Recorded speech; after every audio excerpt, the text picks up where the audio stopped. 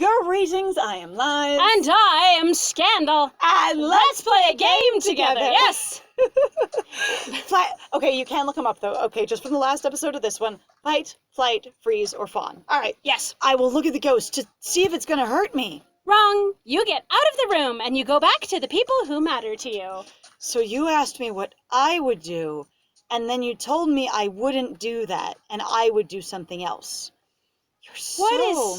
And it's not like, what would a person do? This isn't a thought experiment of what would people do. This is about what would you do. And she really has, like, 3 times now we've gone, this thing, and she goes, that's not right for you, because I know better. Like, there really is a level of, like, controlling that I do not appreciate. And that's happened with pretty much both of the adult characters, like, aggressively. Miki's really an asshole about it. Louisa's like, I'm gonna placate you, and then also be like, you're completely wrong, honey, you dum-dum. Yeah, and then Rena's like, what? I am soft, squishy, and innocent, and I do not literally understand anything, let alone how to poop. Yeah. I don't understand what it means when you're trying to put your face next to my face. It just makes me deeply uncomfortable. This is actually, I think, where, in that regard, where I said, to me, this feels like basically an identified individual who was identified male at birth, is simply because of the level of aggression and one-upmanship that's involved in this game. The competition is strong. It really is. Or, honestly, it could also be basically someone who is a cisgendered woman who really is just like, well, you know, that's how men work, they're really aggressive. So I have to say that having dated a number of men, 50 Shades of Grey. I was gonna say, and being in the experience of being in the basically your heteronormative fandom, being raised as a cis, girl, and then being told that basically boys are the only thing you date or interact with, and that's how the world works. Very Christian background, and I still identify as a cis woman, that kind of thing. But so that's not really it. But I've been exposed to so much of the experience of a hetero relationship culture, and who and what men are behaviorally and what they're expected to be in that culture. It's wild sometimes where my brain goes when trying to date outside of that, because it's like, then I have to basically be performing the man behavior or looking for either the man support, where people ask, couples of different, genders, they go, well, who's the man? And it's like, you don't have to have those performative roles at all, but there is a lot of teaching of going that one of you is supposed to take that role. And that's actually been one of the biggest criticisms in relation to, and again, I'm not shitting on anyone here for liking the genre, but for example, like with Yaoi, where a lot of people have been incredibly frustrated and irritated with it, is going like, you're really doing this, here's the man role, and here's the woman role. And I'm not saying that all yaoi does that at all, but it's very, very common in the genre, especially when it's directed towards women. Yes. All right. Wrong. Why invest your attention on otherworldly spirits when there are things that are more important? It doesn't matter if there's incorporeal things there, making your life strange. Who the fuck cares if there's a supernatural element? You just need to walk the heck out there and do your job. Well, also, Go endorse capitalism, my dear. You also need to deal with what's real and in front of you. Meaningful things. Don't get lost in your head or in the clouds or in the concepts and ideas. Or people are what matter. Actual supernatural elements that are in front of my face. Yep, those don't matter because they're not real people in your real life. Get your priorities straight. But those are real. Nope, not real person. It's just a part of my what the fuck? All right. This is so more weird. Important. Such as him. What's more important than otherworldly things? Instead of going, go on. Go on would have been really good. Or, I'm listening. Or, okay. Such as suggest, I have no idea what's in the real world at all that I should be investing my attention into, other than looking at that ghost to see if it will hurt me. This is really weird. Louisa leans forward. Her proximity makes my stomach churn. She actually stepped back, according to the graphics, so you're okay. People like me. Spend time with me. Don't think about ghosts. Spend time with me. Blink. What? She spreads her arms. Oh, dear. Do you want to know what it feels like, mister? To spend time with you? To leave a ghost and pay attention to the real world? What feels like? Want to know what reality... Whoa. Reality is hugging me. Feeling my softness and my fluffies. My squishies against you. I was gonna say... I'm like, what the fuck? This is super weird, and I don't know why this is going. Here, let me remind you. If you're thinking about ghosts and caring about them at all, it doesn't matter that they exist. It matters that you're spending any time or attention on them at all. Let me remind you what the pleasures of the flesh are like. Yeah, this is weird. Oh, you've reached a higher state of consciousness. You've learned about meditating and clearing your stress. Let me remind you what it feels like to be back in your body right now. Pep! Everybody who's like, actually, I was using that to manage my pain, to manage my difficulty with the physical state, to manage my self-judgment, all these things. Back to your body, bitch! She inches closer and closer. I kind of lean back in my wheelchair, but it doesn't roll backwards. We're back to this again. What are you doing, Louisa? Put your arms around me, mister. We've already done that, and it was awkward. Allow me to bring you back to reality, to take your mind off the ghost. Not to say that the ghost doesn't exist, but again, it's not important, despite the fact that it freaks you out, and it makes it difficult for you to sleep. But, you know, honey, you just need to pay attention to something else. So in the middle of the night when this happens again, think about me. That's what I'm hearing here. So, basically, when the ghost shows up, masturbate furious! Until you're all better! Yay! Whoa. Embrace me. Oh my God. Gulp? What? I left the office door open. I am suddenly drenched in sweat. This goes from normal to pouring sweat, like comedic style, just running down your eyes like someone pouring a pitcher of water over your head. It's like the thing in Airplane where they suddenly have the guys trying to fly the plane. He's just got sweat everywhere and it looks like he got drenched. And he's just trying to wipe it off and it just keeps running down his glasses. Yeah, that kind of thing. Drenched in sweat. Your handkerchief hospital gown is plastered against you. Nothing to the imagination. My hands grip the armrests of my wheelchair. Oh, we're back in our wheelchair. Okay. I told you we've been in our wheelchair the whole time. Except we haven't brought it up the whole time. I know. I don't know what to do. Here's a premium scene. Do you want breasts smooshed against you? You could have it. Should I accept her offer? Should I agree with her school of thought that it's better to just focus on the physical things instead of the metaphysical things in my reality? I don't think Mr. wants to. Should I hug her? You seem really uncomfortable with this, my bro. Like, wildly. Like, hug her, of course, doesn't fit in with what you've been behaving. Like, drenched with sweat, and also the, what are you doing? What's happening? Whoa. So to me, I got back away. Yeah, like... He does not seem into this at all. And I'm not going to pay in to make him, like, force him into something he's not super into. Like, no, back away. I wheel myself backwards, away from her open arms. Thank you for the offer, Louisa, but I'm plenty grounded in the fact that I can't walk anymore. But I have to be blunt. I am perfectly capable of knowing what's real and what's not. That is probably the most competent and self-assured thing you've said this whole time. I'm also just like, that is wildly mature for somebody your age, one, and number two, and that's not a bad thing. But I'm also just like, I am still irritated of going, like, the fact that he has to say this, of going, I know what's real and what's not, of going, you are literally trying to distract me from something that I know is real. Mm-hmm. Like, I find that to be creepy. Like, yeah, no, her whole response is very, very weird. And also just being like, oh, you have stuff going on in your life? Just focus on me. Yeah.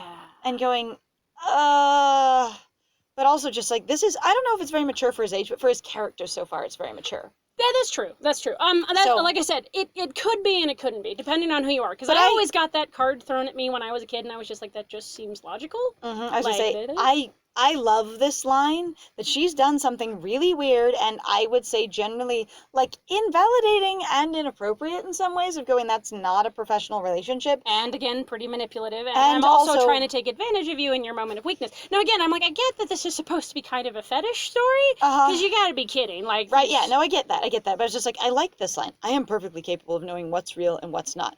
He's going, you can't just define my reality for me. You're telling me, no, you don't. No, you wouldn't. That's not how it works. Yes, you do. Whatever you've said, I'm going to tell you what I think, and that what I think is correct.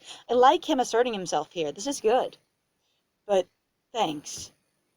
Louisa looks disappointed. She looks like she's going to cry. She starts crying. Holy shit. She lowers her arms and hugs herself instead. Aha! Do you need anything else? Oh my god, the game was like, Links the tears back in, immediately masks her emotions. I am a professional. Professional. Do you need anything else, mister? Me? No. That is like... I both got and did not get what I was looking for in really, really aggressive ways. No, I wish I didn't make things awkward for us. Oh, Saying that guilt out loud tripping. is interesting. Yes. That's an interesting choice. I was right though, because sometimes, so we've observed before where sometimes it feels like when you don't pick the premium option, the game literally seems to shame you a little bit. It does. And There's the a only one that we've really run into that doesn't aggressively do so seems to be the Arcana. I think my friend has mentioned It really before. doesn't. It's very friendly when you don't pick the premium options. I had to learn this for the premium options that we hadn't picked or that we did pick to research where they end. Right. As to be able to edit them properly. I was just say, but yeah, that game doesn't seem to punish you at all. It just has a different part of the story happen. It's still, if it's meant to be a warm and fuzzy scene, it stays warm and fuzzy. You just don't take as directive action. Right. What? Right. No, you did not. I have to go. Glad that that's the case. But bye. Farewell for now, mister. And remember, that ghost should not be anyone's business. If you look into it, I will literally kill you. That's what I'm getting to. Yeah. Like, that is not your business. It's not anybody's business. Just, you know what? If you experience that again, you need to pretend it doesn't exist. Yeah, actually, I kind of... The whole conversation is about, you know what? I'm going to say this in a real indirect kind of way, but just focus on reality, okay? Okay, honey, I'm reality. They do not wish to be disturbed. Louisa is suddenly... I don't even know, because I don't want to do that to Satanist worshippers, because as far as I understand, they're actually really cool people. And they don't actually really believe in devils or demons. I don't even think they believe in Satan and God. It's just literally about a religion that basically is focused on, as far as I understand, improvement of self and focusing on self, which some people go is inherently really evil. So they're like, we're Satanists! Yep, hilarious. Yep. Fill your own cup first. Yep. So there's this idea about being selfish, and I've encountered it a lot being, a woman, that you are a bad person if you take care of yourself first. Right. Now, self-help says take care of yourself first, but it fits poorly with the gender role that I've experienced. Right. Of it's still considered selfish. If you're like, I can't spend time on you who need me and is a friend or in a relationship with me because I am exhausted and not at my best, and I need to take care of me to be at my best. Mm-hmm. And it's well, yeah, you need to take care of you, but right now the priority is me because it's so extreme. Right. And that basically, yeah, you should take care of yourself, but you should take care of yourself in a way that doesn't inconvenience the others who need you. Right. So you can be ready for them when they need you, is my experience with it. Yeah. And it's frustrating. Which sounds actually incredibly familiar, even though I do not identify as such, and I haven't for several years. I was definitely raised with that mentality as well, being assigned female at birth. So that is definitely something that sounds very familiar. You're not allowed to have your own space. You're not allowed to be your own person. You always have to consider everyone else. And that if you do take care of yourself, unless it's done in a way that doesn't ever turn anyone else down or set a boundary for what anyone else wants. Or it has to be so bad. Like, I've known people who've literally made themselves literally sick so they can say no. So my mom is that person. Yeah. So my mom, my entire life, she has a chronic disability. But she has the ability, and I don't want to say the ability because it's not conscious. It's an unconscious thing. So sometimes you stress yourself out and your body starts to, you get cramps, you get headaches, you get whatever, and you just so badly want to be able to say no, but you're not allowed to say no, that the stress makes you sick, and you are sick. And you're not doing it to yourself. It's just happening. So for her seizure condition is massively exacerbated by anxiety and stress. Right. And so when she starts getting anxious about, I'm not allowed to say no, but I want to say no. I've tried to say no, but someone's stopping me from saying no. She'll start going into basically episodes, and they're very dangerous. They're not cool. They're really happening. But the thing is it's caused by she's not able to set a boundary and tell people no. And also a lot of times they're extremely exacerbated by. She'll tell people no, and she'll say no, or I don't want to, or no thank you. And they'll be like, well, but why? Oh, but I need you to. And then she'll start getting sick. Yeah. And then she's allowed to say no because she's so sick. Hey, everybody can see it now. Because she's having an epileptic fit, or because she's just really, having minor seizures, that kind of thing. And people are going, oh, you can't do it. And it's like, you're allowed to not want to.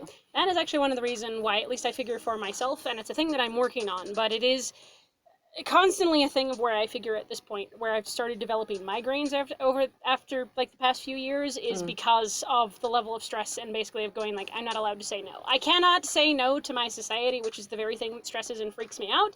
So how do you deal with it? Well, you get a migraine. That's how you deal with it, because then you can't get up, and then you're throwing up, and then it's terrible, and you can't stay awake. And you're told that if things are bad enough physically, then you're allowed to say no. Yes. And one of the things that I've noticed with a lot of my friends who, are female, who are women, women who are girls, and they're cis girls that I'm talking about, and women, that I have experienced throughout my life is that a lot of them really do feel like they have to have a physiological reason to be able to say no, and or a physical reason to be able to say no. I don't have a ride, I can't do it. Yeah. And the other person, they will use that one because they know you can't give them a ride. Right. Kind of thing. And then people will try and finagle around that. But like, or oh, I have work on that day. And sometimes I'll be like, you really work on that day? They're like, no, but I'm going to call my boss and pick up a shift so that I don't have to go do this thing. Yeah. Like, they won't lie about having work that day, but they'll lie in the moment. But because, oh, well, I can't cancel work. Yeah. Work gives me permission to say no. My health gives me permission to say no. But I don't have permission to say no. Mm-hmm. My physical location will let me say no anyway. They do not want to be disturbed. Sure. I'll see you soon. I exit Louisa's office. Into a different area. Let's just assume the cafeteria is behind us. Or it's right there. No, those are bookshelves. Oh shit, you're right. That's like the nurses, catalog. That's probably the nurses' quarters, as it were. Because those are all your, reference manuals and Right. stuff. That would make sense. And all your training logs and oh, things. God. Or all of your folders that actually have all your patient information. Yeah, it could be all the all patient, and then binders. you have the names on them. Yeah, these are 3-ring binders. Yeah. Louisa keeps telling me to stay away from the so-called ghost.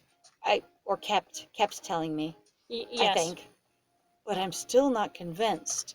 I mean, the other guys told you to stay away, and she's told you to stay away, but nobody's told you how to deal with it or make it not happen. On the other hand, the other 4 nights you've spent at this hospital, a week later, the other week or so you've spent at this hospital, hasn't included the ghost, so my curiosity keeps getting the better of me. I don't know if this is curiosity so much as determination at this point. Right. Miki and Louisa are telling me the same thing. Stay away. No, they're Miki's not. telling you, a ghost? You're full of shit. That's very different. But what if... I got it. Let's ask Rena. Rena! Yeah. The only other person that exists! Because, her mom, the grandma, is like a force on her own, so she'll believe me, and she communes with the spirits. I wait until dark before I can tell her about my plan. Oh. Wait, What? This is so not like I'll talk to Rena or I'll interact with Rena. It's I wait until dark. This is happening right now with cheery music in the lighted hallway. I just sit here in the middle of the hallway and wait until dark before I can even tell her about my plan. I got it. Poor. 1, I've got a plan. 2, the plan involves her. And 3, I'm going to tell her about it at dark. It's almost midnight. Then you're gonna go fucking wake up a sick oh, fuck you. She would be asleep. Oh my God, what are we doing? Time to go. Ghost hunting. You could have just opened your door. Wonder if Rena's awake, though. Probably not. I knock on Rena's door. Rena's door is on the other side of the hallway. Rude! I know! I'm like, what are we doing? It's on the other side. Yours is on this side. You're knocking on your own door, mister. Idiot! I roll out of my door. I close the door. I knock on my own door. I realize I'm a little high, so I turn around and go to the right door. I hope she's awake. Slowly, Rena opens the door. She just glows in the darkness, like always.